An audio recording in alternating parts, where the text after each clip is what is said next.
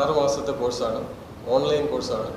അതിന് കൂടെ ഒരു ഓഫ്ലൈൻ കോഴ്സ് നടത്തുന്നു, ഓഫ്ലൈൻ മീറ്റിങ്ങുകൾ നടത്തുന്നു, കോൺടാക്റ്റ് ക്ലാസ്സുകൾ നടത്തുന്നു. ഇതുകൂടാതെ ഇതുപോലെയുള്ള മന്ത്ലി അവയർനെസ് പ്രോഗ്രാമുകൾ നടത്തുന്നു. സർക്കാരിൻ്റെ പല പരിപാടികളിലും നമ്മൾ വിളിക്കാറുണ്ട്. ഇപ്പോൾ ഈ കേരളീയം പരിപാടി നടത്തിയപ്പോൾ ജിമ്മി ജോർജ് സ്റ്റേഡിയത്തിൽ ഒരു ദിവസം വയോജന ആയിരുന്നു വിഷയം, സെമിനാറിൻ്റെ വിഷയം. അന്ന് നമ്മുടെ ചെയർമാനെയും ഡയറക്ടറെയും, അത് ഞാനും ശോഭാ ബി നായരും അതിൽ പങ്കെടുത്തിരുന്നു. അന്ന് അവിടെ വയോജനങ്ങൾക്ക് വേണ്ടി വളരെയധികം വികസന പ്രവർത്തനങ്ങൾ നടത്തുന്നുണ്ട് എന്ന് മന്ത്രി തന്നെ നേരിട്ട് വന്ന് അവതരിപ്പിക്കുകയുണ്ടായി. അതുപോലെ മറ്റ് പല വിദഗ്ധന്മാരും വന്ന് പേപ്പറുകൾ പ്രസൻറ്റ് ചെയ്തുകൊണ്ടായി.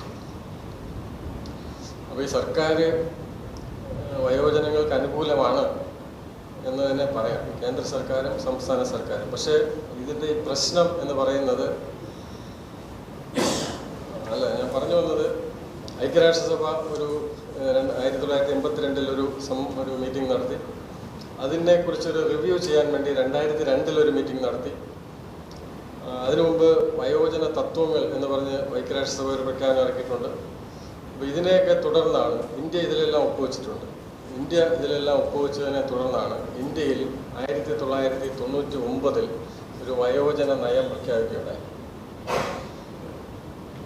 ആ 1999 പ്രഖ്യാപിച്ച നയം 2011 അത് പുതുക്കി പ്രഖ്യാപിച്ചിട്ടുണ്ട്. അപ്പോൾ കേരളത്തെ സംബന്ധിച്ചിടത്തോളം 2013 ഒരു നയമുണ്ട്. കേന്ദ്ര സർക്കാരിനെ സംബന്ധിച്ചിടത്തോളം 2011 ഒരു നയപ്രഖ്യാപനമുണ്ട്. ഇതിനുശേഷം കേരള നയത്തിൽ പറയുന്നത് എല്ലാ വർഷവും ഇത് പുതുക്കി പ്രഖ്യാപിക്കുന്നതാണ്. പക്ഷേ ഇപ്പോൾ 10 വർഷം കഴിഞ്ഞപ്പോൾ ഈ കേരള നയം പുതുക്കി പ്രഖ്യാപിക്കുന്നതിന് വേണ്ടി നമ്മുടെ CMD എന്ന് പറഞ്ഞൊരു സ്ഥാപനമുണ്ട്, അവരെ ഏൽപ്പിച്ചിരിക്കുകയാണ്. അപ്പോൾ ഈ 2013 കേരള നയം ഉടനെ ഈ വർഷമോ മറ്റോ പുതുക്കി പ്രഖ്യാപിക്കാൻ സാധ്യതയുണ്ട്. 2011 കേന്ദ്ര നയം പുതുക്കിയിട്ടില്ല. അതിനെപ്പറ്റി അത് തന്നെയാണ് ഇപ്പോഴും നിലവിലുള്ളത്. സംസ്ഥാന നയം 2013, അതിൽ ആദ്യത്തെ ഭാഗത്ത് കുറേ ഈ സ്റ്റാറ്റിസ്റ്റിക്സുകളൊക്കെ പറയുന്നുണ്ട്. അതിൽ സാമൂഹ്യപരമായിട്ട് പല കാര്യങ്ങൾ പറയുന്നുണ്ട്. ഈ നയത്തിൽ പറയുന്ന ഒരു കാരണം, സാമൂഹ്യ കാരണം എന്ന് പറയുന്നത് 1970 കാലഘട്ടത്തിൽ കുടുംബാസൂത്രണം എന്ന ആശയം പ്രചരിപ്പിച്ചത് കൊണ്ട് ചെറിയ കുടുംബങ്ങളായിട്ട് മാറി. അതുകൊണ്ടാണ് വയോജനങ്ങളുടെ എണ്ണം കൂടിയതെന്നാണ് ഒരു കണ്ടെത്തൽ. പിന്നെ ഈ കൂട്ടുകുടുംബ വ്യവസ്ഥ തകർന്നു, അണുകുടുംബങ്ങളായി. പിന്നെ യുവാക്കൾ, ഈ കേരളത്തിലുള്ള യുവാക്കൾ കൂടുതൽ പേരും തൊഴിൽ തേടി Gulf, Ceylon, UK, USA, Singapore അങ്ങനെയുള്ള സ്ഥാപനങ്ങളിലൊക്കെ പോയി തുടങ്ങി. അപ്പോൾ യുവാക്കളുടെ എണ്ണം കുറഞ്ഞു, വയോജനങ്ങളുടെ എണ്ണം കൂടി. വയോജനങ്ങളെ നോക്കിക്കൊണ്ടിരുന്നത് സ്ത്രീകളായിരുന്നു. ഇപ്പോൾ പ്രായമായാൽ അയാൾക്ക് എണ്ണ കാച്ചി കൊടുക്കുക, തടവുക, പിടിച്ച് നടത്തുക, അതൊക്കെ ചെയ്യുന്നത് ഒന്നുകിൽ ആ വീട്ടിലെ സ്ത്രീകളായിരുന്നു, അല്ലെ പെൺമക്കളായിരുന്നു. അപ്പോൾ ഈ പെൺമക്കളെല്ലാം വിദ്യാഭ്യാസം നേടി തൊഴിൽ തേടി വീട് വിട്ടു പോയതുകൊണ്ടും വയോജനങ്ങളുടെ കെയർ കുറയാനൊരു കാരണമായി എന്നാണ് പറയുന്നത്. അപ്പോൾ ഈ കാരണങ്ങൾ കൊണ്ട് വയോജനങ്ങളായ ഒരു വ്യക്തി അയാളുടെ കാര്യങ്ങൾ, സ്വന്തം കാര്യങ്ങൾ സ്വയം നോക്കാൻ നിർബന്ധിതമായി എന്നാണ് പറയുന്നത്. അതായത് മുതിർന്നവരെ നോക്കുന്നവരുടെ എണ്ണം കുറഞ്ഞു വന്നു. മുതിർന്നവർ സ്വന്തം കാര്യങ്ങൾ സ്വയം നോക്കേണ്ട അവസ്ഥയും വന്നു. പിന്നെ കുറേ സെൻസസ് സ്റ്റാറ്റിസ്റ്റിക്സ് ഒക്കെ പറയുന്നുണ്ട്. ഗ്രാമപ്രദേശത്തിലെ 30% പേര് BPL താമസിക്കുന്നുണ്ട്. പിന്നെ ഒരു പ്രശ്നമായിട്ട് വന്നത് 1990 കാലഘട്ടത്തിൽ ആഗോളവൽക്കരണം, ഉദാരവൽക്കരണം തുടങ്ങിയ കാര്യങ്ങളിലൂടെ ഉണ്ടായി. അതുമൂലം യുവാക്കളുടെയും കുടുംബത്തിലെ പ്രായമായ കുറഞ്ഞവരുടെയും തൊഴിൽ, അല്ലെ വരുമാനം, അല്ലെ എനിക്ക് എന്നുള്ള സ്വാർത്ഥത കൂടി വന്നു. ഈ സ്വാർത്ഥത കൂടിയതോടുകൂടി മുതിർന്നവർക്ക് അവർ സ്നേഹവും കമ്പാഷനും കുട്ടികളോടുള്ള സ്നേഹവും ഒക്കെ കൂടുതൽ പ്രകടിപ്പിച്ചിരുന്നവരാണ്. ഈ ഉദാരവൽക്കരണത്തിൻ്റെയും ആഗോളവൽക്കരണത്തിൻ്റെയും കാരണമായിട്ട് സ്വാർത്ഥത കൂടി എന്നാണ് വേറൊരു കണ്ടെത്തൽ. അപ്പോൾ ഈ സ്വാർത്ഥത കൂടിയതുകൊണ്ട് വയോജനങ്ങൾ അവർ പരിപാലിച്ചിരുന്ന മൂല്യങ്ങൾ, സ്നേഹം, വിശ്വാസം, കുടുംബ പാരമ്പര്യ മൂല്യങ്ങൾ, അതൊക്കെ ഇടിവ് സംഭവിച്ചത്. അതും വയോജനങ്ങളുടെ പ്രശ്നങ്ങൾക്ക് ഒരു കാരണമായി എന്നാണ് പറയുന്നത്. ഈ 70 വയസ്സ് കഴിഞ്ഞവരുടെ ആരോഗ്യം ഭൂരിപക്ഷം ആൾക്കാർക്കും ഒന്നോ ഒന്നിലധികമോ അസുഖങ്ങളുള്ളവരാണ്, പലരും കിടപ്പിലാണ്. അപ്പോൾ പല ഈ ആരോഗ്യ പ്രശ്നം വളരെ ഉത്കണ്ഠാകരമായി മാറി, ജീവിതശൈലി രോഗങ്ങൾ കൂടി, പകർച്ചവ്യാധികൾ കൂടി. ഇപ്പോൾ ഇന്ത്യയിൽ 8-1 പേര് വൃദ്ധരാണ് എന്നാണ് ഒരു കണക്ക് പറയുന്നത്. ഈ വയോജനങ്ങളെ സംരക്ഷിക്കുന്നതിന് വേണ്ടി ഒരു ജെറിയാട്രിക് ഡോക്ടർമാരും ജെറിയാട്രിക് നഴ്സുമാരും വേണം. സാധാരണ ഡോക്ടർമാർ തന്നെയാണ് അവരെ ചികിത്സിക്കുന്നത്. ഇപ്പോൾ നമ്മുടെ ഈ കേരളത്തിൽ ജെറിയാട്രിക് ഡോക്ടർമാരോ ജെറിയാട്രിക് നഴ്സുമാരോ വളരെ വളരെ കുറവാണ്. പിന്നെ പ്രായമായവർക്കുണ്ടാകുന്ന വേറൊരു പ്രശ്നം പോഷകാഹാരക്കുറവാണ്. ഒരു പഠനത്തിൽ പറയുന്നത് 56% മരണങ്ങളും മരണകാരണം ആയിട്ട് പറയുന്നത് പോഷകാഹാരക്കുറവാണ്. പോഷകാഹാരം കുറയുമ്പോൾ എന്തെങ്കിലും ഒരു അസുഖം പിടിക്കും, അങ്ങനെ മരിക്കും. പക്ഷേ യഥാർത്ഥ കാരണം പോഷകാഹാരക്കുറവാണെന്നാണ് ഒരു പഠന റിപ്പോർട്ടിൽ പറയുന്നത്. 56%.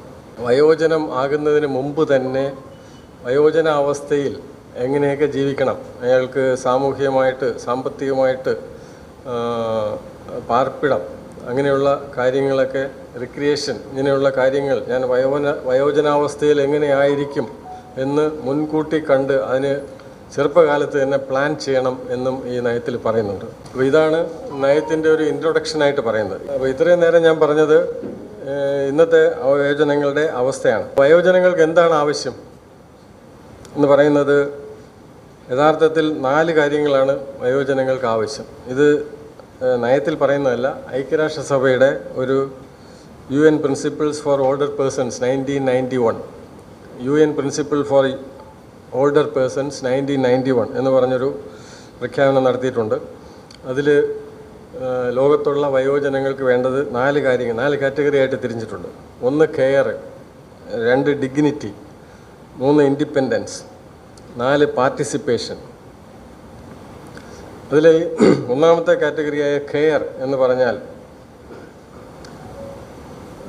ആ കെയർ നടപ്പാക്കാൻ വേണ്ടിയാണ് നമ്മുടെ maintenance and welfare of parents and senior citizens act എന്ന് പറഞ്ഞൊരു ആക്ട് പറഞ്ഞിട്ടുണ്ട്. അപ്പോൾ അതിൽ പറയുന്നത് മെയിൻ്റനൻസ് എന്ന് പറഞ്ഞാൽ അതിൽ 5 കാര്യങ്ങൾ ഉൾപ്പെടും. 1, ഒരു വ്യക്തിക്ക് ആവശ്യമായ പോഷകാഹാരം.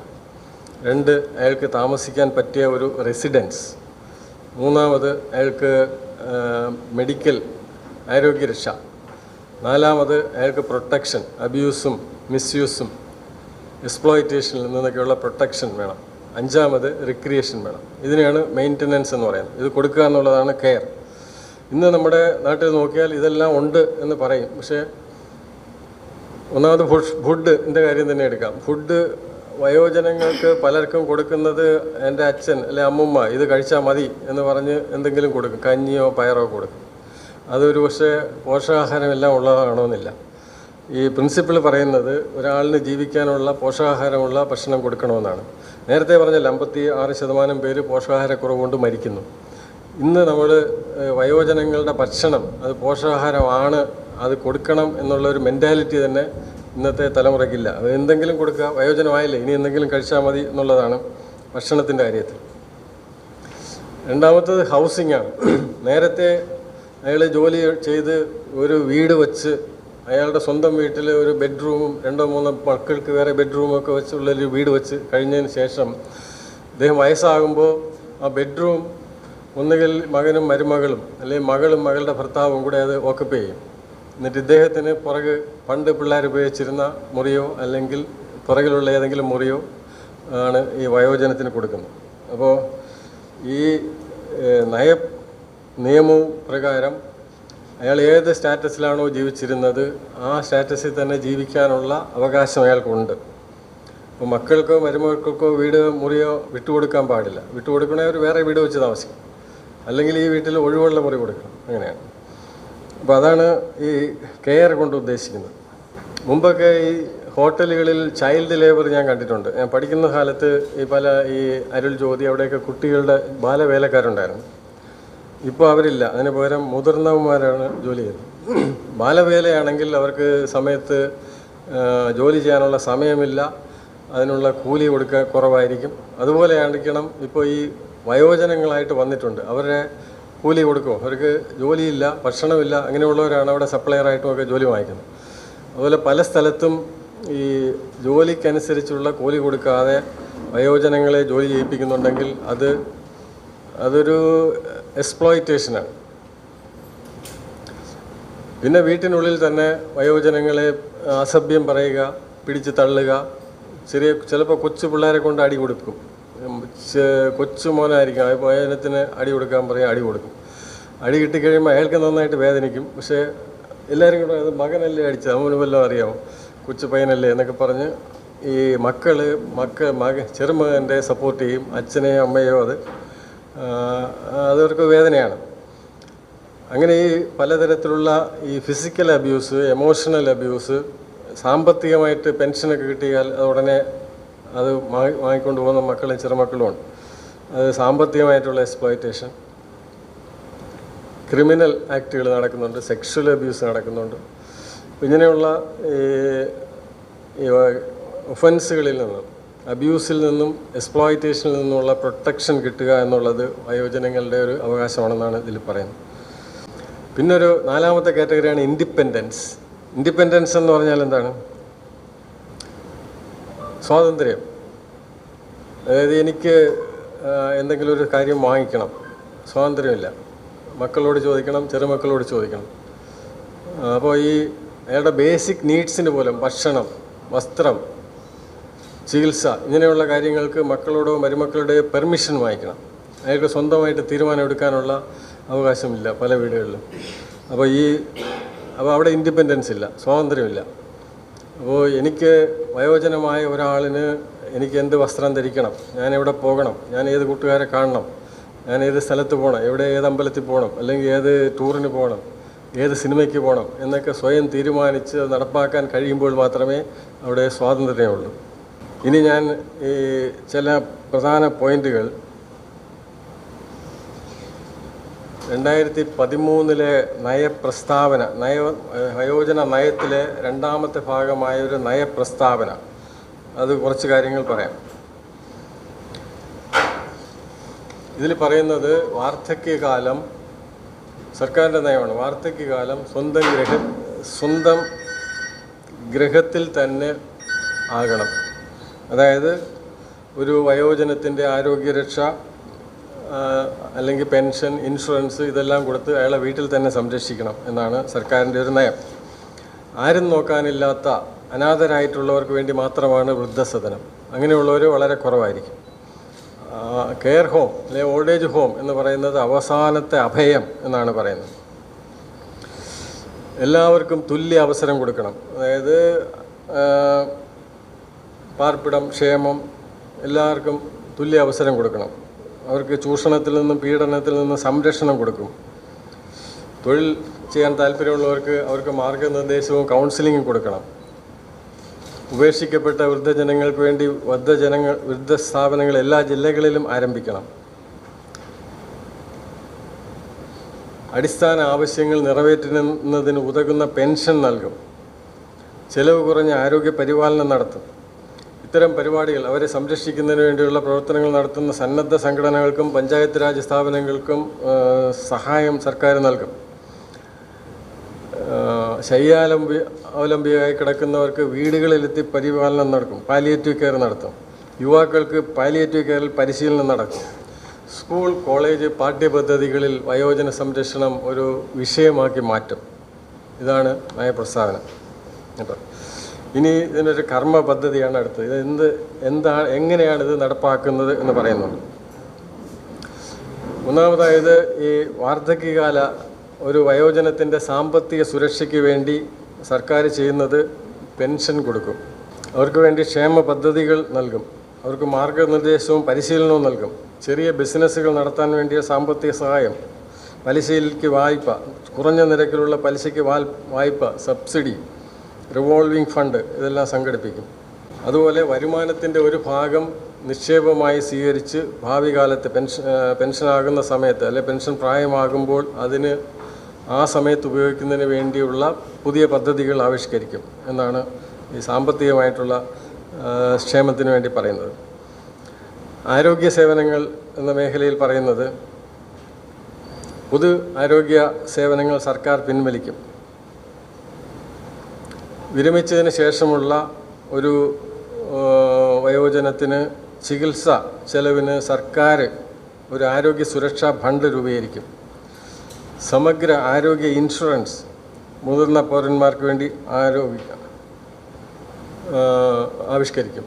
അതുപോലെ ഈ സർക്കാർ ആശുപത്രികളിൽ ഒരു പ്രത്യേക സംവിധാനം, പ്രത്യേക ദിവസം വയോജനങ്ങൾക്കായി നീക്കി വയ്ക്കും. ഡോക്ടർമാർ, നഴ്സുമാർ, പാരാമെഡിക്കൽ സ്റ്റാഫ് ഇതിന് മുഴുവൻ സ്റ്റാഫിനും വൃദ്ധ ജെറിയാട്രിക്സിൽ പരിശീലനം നൽകും. താലൂക്ക് തലം വരെയുള്ള ആശുപത്രികളിൽ വയോജന വാർഡുകൾ സ്ഥാപിക്കും. ഇതിനുവേണ്ടി പ്രാഥമിക ആരോഗ്യ കേന്ദ്രങ്ങൾ ശക്തിപ്പെടുത്തും. ഓരോ പ്രാഥമിക ആരോഗ്യ കേന്ദ്രങ്ങളിലും സഞ്ചരിക്കുന്ന ഹെൽത്ത് ക്ലബ്ബുകൾ ലഭ്യമാക്കും. പോഷകാഹാരം നൽകും. ആരോഗ്യ വിദ്യാഭ്യാസം നൽകും. വാർദ്ധക്യ ശുശ്രൂഷ, സോഷ്യൽ സയൻസ് കോഴ്സുകളുണ്ട്. സോഷ്യോളജി, സോഷ്യൽ വർക്ക്, അങ്ങനെയുള്ള സോഷ്യൽ വർക്ക് കോഴ്സുകളിലൊക്കെ അവർക്ക് വാർദ്ധക്യം, ജെറിയാട്രിക് അല്ലെ ജെറണ്ടോളജി ഒരു വിഷയമാക്കി മാറ്റും. മുനിസിപ്പാലിറ്റികളിലും കോർപ്പറേഷനിലുമൊക്കെ ലഘു വ്യായാമം ചെയ്യുന്നതിനുള്ള സൗകര്യങ്ങൾ ഒരുക്കും. ഹോളിസ്റ്റിക് മെഡിസിൻ, വയോജന ആരോഗ്യത്തിന് വേണ്ടി, അതായത് ഈ നാച്ചുറോപ്പതി, യുനാനി, സിദ്ധ, യോഗ, എത്നോ മെഡിസിൻ ഇതൊക്കെ ഉൾപ്പെടുത്തി ഒരു ഹോളിസ്റ്റിക് മെഡിസിൻ സംവിധാനം രൂപീകരിക്കും. ലിംഗ അധിഷ്ഠിത മനോഭാവങ്ങൾക്കൊക്കെ മാറ്റം വരുത്തും എന്ന് പറയുന്നത്. ഇതാണ് ആരോഗ്യ സേവനത്തിന് വേണ്ടി സർക്കാർ ചെയ്യുന്നത്. ഇനി ഭവന നിർമ്മാണ മേഖലയിൽ സർക്കാർ നയം പറയുന്നത് തടസ്സരഹിതമായ പ്രവേശനം സാധ്യമാക്കും. അതായത് സർക്കാർ ഓഫീസുകൾ, വീടുകൾ, പൊതുസ്ഥലങ്ങൾ എല്ലായിടത്തും ഈ തട്ടി വീഴാതെ കയറാൻ പറ്റുന്ന തരത്തിലുള്ള തടസ്സരഹിതമായ, അതായത് ബാരിയർ ഫ്രീ എൻവയോൺമെൻറ്റ് ഉണ്ടാക്കും. ഇതിനുവേണ്ടി കെട്ടിട നിർമ്മാണ ചട്ടങ്ങൾ ഭേദഗതി ചെയ്യും. ഒറ്റപ്പെട്ടുപോയ മുതിർന്നവർക്ക് വേണ്ടി ഒരു പ്രത്യേക ഗ്രാമങ്ങളുണ്ടാക്കും. ഹൗസിംഗ് കോളനികളിൽ മുതിർന്നവർക്ക് വേണ്ടി പ്രത്യേക സ്ഥലമുണ്ടാക്കും. ഭവന വായ്പകളിൽ ഇളവ് നൽകും. ഈ മാതാപിതാക്കളെയും മുതിർന്നവരെയും സംരക്ഷിക്കുന്ന നിയമം കർശനമായി നടപ്പാക്കും.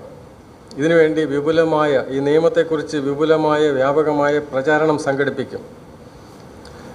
വൃദ്ധപീഡനങ്ങൾ നടത്താൻ സൗജന്യ നിയമസഹായം ഏർപ്പെടുത്തും. ജീവനും സ്വത്തിനും സംരക്ഷണം നൽകുന്നതിന് വേണ്ടി വയോജന സുരക്ഷ എന്ന പദ്ധതി ആഭ്യന്തര വകുപ്പ് ആരംഭിക്കും. എല്ലാ ജില്ലകളിലും സീനിയർ സിറ്റിസൺ ബ്യൂറോകൾ ആരംഭിക്കും. ഇതിനുവേണ്ടി മുതിർന്ന പൗരന്മാരുടെ സേവനവും വിനിയോഗിക്കും. ഇനി പറയുന്നത് മുതിർന്ന പൗരന്മാരുടെ സേവനങ്ങൾ വിനിയോഗിക്കുന്നതിന് വേണ്ടി സർക്കാർ എന്തൊക്കെ ചെയ്യുന്നതാണ്. തൊഴിൽ അവസരങ്ങൾ വർദ്ധിപ്പിക്കുന്നതിന് വേണ്ടി മുതിർന്ന പൗരന്മാരുടെ തന്നെ കഴിവും അറിവും ഒക്കെ വിനിയോഗിക്കും. വയോജനങ്ങൾക്ക് വേണ്ടി പ്രത്യേക എംപ്ലോയ്മെൻറ്റ് ഡയറക്ടറേറ്റ് രൂപീകരിക്കും. പ്രീ റിട്ടയർമെൻറ്റ് കൗൺസിലിംഗ് പരിപാടികളും പ്രോത്സാഹനവും നൽകും. വയോജനങ്ങൾക്ക് വേണ്ടി ഒരു പ്രത്യേക ക്ഷേമനിധി രൂപീകരിക്കും. ബസ്സിലും ട്രെയിനിലുമൊക്കെ ഉള്ള യാത്രാക്കൂലിയിൽ ഇളവ് നൽകും. പൊതുസ്ഥലങ്ങളിലും പാർക്കുകളിലുമൊക്കെയുള്ള ഇരിപ്പിടങ്ങളിൽ നിശ്ചിത ശതമാനം വയോജനങ്ങൾക്ക് വേണ്ടി മാറ്റിവെക്കും. ഇതിനുവേണ്ടി പ്രത്യേക ബഡ്ജറ്റ് വിഹിതവും സർക്കാർ നൽകും. അവസാനമായിട്ട് മാധ്യമങ്ങൾ എന്ത് ചെയ്യണമെന്ന് പറയുന്നു. മാധ്യമങ്ങളുടെ ജോലി എന്ന് പറഞ്ഞാൽ അത്യാഹിതം, പ്രകൃതിക്ഷോഭം ഒക്കെ ഉണ്ടാകുമ്പോൾ അവിടെ ഉണ്ടാകുന്ന വയോജനങ്ങളുടെ പ്രശ്നങ്ങൾ അത് ഹൈലൈറ്റ് ചെയ്ത് സർക്കാരിൻ്റെ ശ്രദ്ധയിൽ കൊണ്ടുവരണം. ഇത് അല്ലാതെ ഉള്ള സമയത്തും അതാണ് ചെയ്യുന്നത്. മാധ്യമങ്ങൾ ചെയ്യേണ്ടത് വയോജനങ്ങൾക്ക് എവിടെയെങ്കിലും പ്രശ്നങ്ങളുണ്ടെങ്കിൽ അത് ഹൈലൈറ്റ് ചെയ്യണം അവിടെ. കാരണം ഇത് ഈ ശ്രദ്ധയിൽ വരാത്തതോ നയത്തിലില്ലാത്തതോ ആരുടെയും ശ്രദ്ധയിൽ വരാത്തതോ ഉള്ള ഇഷ്യൂകളുണ്ടെങ്കിൽ അത് ശ്രദ്ധയിൽ വരുത്തേണ്ട ജോലി മാധ്യമങ്ങൾക്കാണ്. അതുപോലെ ഈ അത്യാഹിത പഞ്ചായത്ത് രാജ് സ്ഥാപനങ്ങൾ വയോജനങ്ങളുടെ സുരക്ഷയ്ക്ക് വേണ്ടി അത് 5% പ്ലാൻ ഫണ്ട് പഞ്ചായത്ത് രാജ് ഈ വയോജനങ്ങൾക്ക് വേണ്ടി ഇയർമാർക്ക് ചെയ്തിട്ടുണ്ട്. പിന്നെ ഈ നയം പറയുന്നത് വയോജനങ്ങളുടെ പ്രശ്നങ്ങളെക്കുറിച്ച് പഠിക്കുന്നതിന്, ശാസ്ത്രീയമായി പഠിക്കുന്നതിനും അതനുസരിച്ചുള്ള നിർദ്ദേശങ്ങൾ സർക്കാരിന് നൽകുന്നതിനും വേണ്ടിയുള്ള ഗവേഷണങ്ങൾ നടത്തുന്ന ഗവേഷണങ്ങളെയും സർക്കാർ പ്രോത്സാഹിപ്പിക്കും എന്നാണ് പറയുന്നത്. എല്ലാ ഗ്രാമങ്ങളിലും ഒരു വയോസൗഹൃദ വെബ്സൈറ്റ് രൂപീകരിക്കും എന്ന് പറയുന്നുണ്ട്. വയോജനങ്ങൾക്ക് അവരുടെ പ്രശ്നങ്ങളും ആവശ്യങ്ങളും ഒക്കെ അതിന് സഹായകരമായ ഒരു വെബ്സൈറ്റ് സർക്കാർ രൂപീകരിക്കും. അതുപോലെ രാവും പകലും പ്രവർത്തിക്കുന്ന ഒരു ഹെൽപ്പ് ലൈൻ സ്ഥാപിക്കും എന്ന് പറയുന്നുണ്ട്. അത് 1456 എന്നുള്ള നമ്പറിലുള്ള ഒരു ഹെൽപ്പ് ലൈൻ ഇപ്പോൾ അത് പ്രവർത്തിക്കുന്നുണ്ട്. അതിൽ ഓരോ ബ്ലോക്കിലും ഓരോ ബ്ലോക്ക് പഞ്ചായത്തിലും community cum day care centre എന്ന് പറയുന്നുണ്ട്. അത് ബഹുകാര്യ, അതായത് വൺ സ്റ്റോപ്പ് ക്രൈസിസ് സെൻറ്റർ എന്ന് പറയും. അത് ഓരോ ബ്ലോക്കിലും സ്ഥാപിക്കുമെന്നാണ് പറയുന്നത്. വൺ സ്റ്റോപ്പ് ക്രൈസിസ് സെൻറ്റർ എന്ന് പറഞ്ഞാൽ ഇപ്പോൾ ഒരു വയോജനത്തിന് എന്തെങ്കിലും പെൻഷൻ കിട്ടിയില്ല, അല്ലെങ്കിൽ അയാളുടെ ടാക്സ് അടച്ചില്ല, എന്തെങ്കിലും ബില്ലടച്ചില്ല, എന്തെങ്കിലും പ്രശ്നമുണ്ടായി, അല്ലെങ്കിൽ നിയമപ്രശ്നമുണ്ടായി, എന്ത് പ്രശ്നം ഉണ്ടായാലും ഈ വൺ സ്റ്റോപ്പ് ക്രൈസിസ് സെൻറ്ററിൽ ചെന്നാൽ അവരത് കോർഡിനേറ്റ് ചെയ്യും എന്നാണ് പറയുന്നത്. ഇപ്പോൾ വയോജനം ഓരോ കാര്യത്തിനും electricity office, water supply office, panchayat ഓഫീസിലൊക്കെ ഇങ്ങനെ കറങ്ങി നടക്കുന്നതിന് പകരം ഈ ഒരു സെൻറ്ററിൽ ചെന്നാൽ അവർ സഹായിക്കും. അതാണ് വൺ സ്റ്റോപ്പ് ക്രൈസിസ് സെൻറ്റർ എന്ന് പറയുന്നത്. അങ്ങനെയുള്ള സെൻറ്ററുകൾ എല്ലാ ബ്ലോക്കിലും സ്ഥാപിക്കും എന്ന് ഈ നയത്തിൽ പറയുന്നുണ്ട്. ഓരോ ഗ്രാമപഞ്ചായത്തിലും ഡേ കെയർ സെൻറ്റർ സ്ഥാപിക്കും. ഏകാന്തത അനുഭവിക്കുന്ന വയോജനങ്ങൾക്ക് കൗൺസിലിംഗ് മാർഗനിർദ്ദേശങ്ങൾ, കുടുംബത്തിൽ പ്രശ്നമുണ്ടെങ്കിൽ അതിനുള്ള മധ്യസ്ഥത വഹിക്കൽ, ചർച്ചകൾ നടത്തുക, മാനസികോല്ലാസ പ്രവർത്തനങ്ങൾ നടത്തുക തുടങ്ങിയ കാര്യങ്ങൾ സംഘടിപ്പിക്കും. ഇത് കുടുംബ അടിസ്ഥാനമായിട്ടുള്ള ഒരു സഹായമാണ്. ഇങ്ങനെ ഒരു കുടുംബത്തിൽ സഹായിക്കാൻ പറ്റാത്ത, ആരും നോക്കാനില്ലാത്ത, ആരുമില്ലാത്തവർക്ക് വേണ്ടി ഈ സ്ഥാപനങ്ങൾ തുടങ്ങും ഓരോ ജില്ലയിലും. ഇന്ന് സാമൂഹ്യനീതി വകുപ്പിൽ ഓരോ ജില്ലയിലും ഓരോ വൃദ്ധസദനങ്ങളുണ്ട്. ഇവിടെ 100-150 പേരെയൊക്കെ അഡ്മിറ്റ് ചെയ്യാൻ കഴിയുന്ന വലിയ കെട്ടിടങ്ങളാണ്. തിരുവനന്തപുരം ജില്ലയിൽ 2 എണ്ണമുണ്ട്, 2 എണ്ണവും പ്രവർത്തിക്കുന്നു. ഇത് കൂടാതെ തിരുവനന്തപുരം ജില്ലയിൽ മാത്രം 10-50 കൂടുതൽ വൃദ്ധസദനങ്ങളും പ്രവർത്തിക്കുന്നുണ്ട്. അപ്പോൾ ഈ ആരും നോക്കാനില്ലാത്തവരെ താമസിപ്പിക്കാൻ വേണ്ടിയാണ് ഈ വൃദ്ധസദനങ്ങൾ. ഇതിനുവേണ്ടി ഉള്ള എല്ലാ സഹായങ്ങളും പഞ്ചായത്തിനും സന്നദ്ധ സംഘടനകൾക്കും നൽകും. വിധവകൾക്ക് പ്രത്യേക സഹായം. ഇനി ഇത് എങ്ങനെയാണ്, ഇതാണ് നയപ്രസ്താവന. ഇനി ഈ നയത്തിൻ്റെ അവസാന പാർട്ടിൽ പറയുന്നത് ഇത് എങ്ങനെ നടപ്പാക്കും, ആര് നടപ്പാക്കും എന്ന് ഇതിൽ പറയുന്നുണ്ട്. ഇതിൽ ഒരു നടപ്പാക്കുന്ന മെക്കാനിസം ഓഫ് ഇംപ്ലിമെൻറ്റേഷൻ ഇതിൽ പറയുന്നത് establishment of a department of senior സിറ്റിസൺസിന് വേണ്ടി ഒരു വകുപ്പ് രൂപീകരിക്കും. ഇത് കേന്ദ്ര നയത്തിലും ഇത് തന്നെയാണ് പറയുന്നത്. കേന്ദ്ര നയത്തിൽ പറയുന്നത് ഓരോ സംസ്ഥാനത്തും ഓരോ ഡയറക്ടറേറ്റ്, വയോജന സംരക്ഷണത്തിന് വേണ്ടി ഓരോ ഡയറക്ടറേറ്റ് രൂപീകരിക്കും. സംസ്ഥാന തലത്തിലും ദേശീയ തലത്തിലും വയോജന കമ്മീഷൻ രൂപീകരിക്കും. സംസ്ഥാന തലത്തിലും ദേശീയ തലത്തിലും വയോജന കൗൺസിൽ രൂപീകരിക്കും. പിന്നെ ഇതിൻ്റെ ഇംപ്ലിമെൻറ്റേഷൻ എന്ന് പറയുന്നത് അതാത് വകുപ്പുകൾക്കാണ്. ഇപ്പോൾ ഞാൻ ഈ ഹെൽത്തുമായിട്ട് ബന്ധപ്പെട്ട്, സോഷ്യൽ വെൽഫെയറുമായിട്ട് ബന്ധപ്പെട്ട്, പഞ്ചായത്തുമായിട്ട് ബന്ധപ്പെട്ട്, പോലീസുമായിട്ട് ബന്ധപ്പെട്ട് പല കാര്യങ്ങളുമാണല്ലോ പറഞ്ഞത്. ഓരോ കാര്യങ്ങളും നടപ്പാക്കേണ്ടത് അതാത് ഡിപ്പാർട്ട്മെൻറ്റുകളാണ്. അപ്പോൾ ഈ ഡിപ്പാർട്ട്മെൻറ്റുകളുടെ പ്രതിനിധികളെ ഉൾപ്പെടുത്തിക്കൊണ്ടാണ് ഒരു വയോജന കൗൺസിലുണ്ട്. കേരളത്തിലും ഒരു കൗൺസിലുണ്ട്. അത് സാമൂഹ്യനീതി വകുപ്പാണ് അതിൻ്റെ, വകുപ്പ് മന്ത്രിയാണ് അതിൻ്റെ ചെയർമാൻ. അതിന് ഒരു വൈസ് ചെയർമാനുണ്ട്. ഇതുപോലെ കുറേ മെമ്പേഴ്സും ഉണ്ട്. വയോജന മേഖലയിൽ പ്രവർത്തിക്കുന്ന കുറേ സന്നദ്ധ സംഘടനാ പ്രതിനിധികളും ഈ കൗൺസിലുണ്ട്. അതുപോലെ ജില്ലാതലത്തിൽ ജില്ലാ കളക്ടർ അധ്യക്ഷനായിട്ടുള്ള ഒരു ജില്ലാതല വയോജന കൗൺസിലുണ്ട്. ജില്ലാ കളക്ടർ ചെയർമാനും ആ മേഖലയിൽ പ്രവർത്തിക്കുന്ന കുറേ വയോജന സംഘടനകളുടെ പ്രതിനിധികൾ ഉൾപ്പെട്ട ഒരു ജില്ലാതല വയോജന കൗൺസിലും പ്രവർത്തിക്കുന്നുണ്ട്. പിന്നെ കമ്മീഷൻ അത് കേരളത്തിൽ രൂപീകരിക്കും എന്ന് മന്ത്രി പ്രഖ്യാപിച്ചിട്ടുണ്ട്. പക്ഷേ അതിൻ്റെ നടപടികൾ നടന്നുകൊണ്ടിരിക്കുന്നേ ഉള്ളൂ. ഡയറക്ടറേറ്റ് എന്ന് പറയുന്നത് സാമൂഹ്യനീതി ഡയറക്ടറേറ്റ് ഇപ്പോഴുണ്ട്. ഇപ്പോൾ വകുപ്പ് 2ആയിട്ട് വിഭജിച്ചതുകൊണ്ട് ഈ സാമൂഹ്യനീതി വകുപ്പ് ഇപ്പോൾ കൈകാര്യം ചെയ്യുന്നത് വയോജനക്ഷേമം, വികലാംഗക്ഷേമം, പ്രൊബേഷൻ, ഈ 3 കാര്യങ്ങളേ ഉള്ളൂ. ഇപ്പോൾ ഫലത്തിൽ ഏതാണ്ട് ഒരു വകുപ്പിന് തുല്യമായിട്ടുള്ള ഒരു പ്രത്യേക IAS ഡയറക്ടറും IAS സെക്രട്ടറിയും ഒരു മന്ത്രിയും ഈ വയോജനക്ഷേമത്തിന് വേണ്ടി ഇന്ന് കേരളത്തിലുണ്ട്. പക്ഷേ ഇത് നടപ്പാക്കുന്നത് വിവിധ വകുപ്പുകൾ ആണ്. ഹെൽത്തിൻ്റെ കാര്യങ്ങൾ ഹെൽത്ത് ഡിപ്പാർട്ട്മെൻറ്റും, പോലീസിൻ്റെ കാര്യങ്ങൾ, അതുപോലെ പോലീസിന് ഇത് നയമാണ്, വിപുലമായിട്ടുള്ള വിഷയമാണ്. ഇത് നിയമം ഉണ്ട്, വയോജനങ്ങളെ പറ്റിയുള്ള നിയമമുണ്ട്. അതിനെപ്പറ്റി ഞാനൊന്നും പറഞ്ഞില്ല.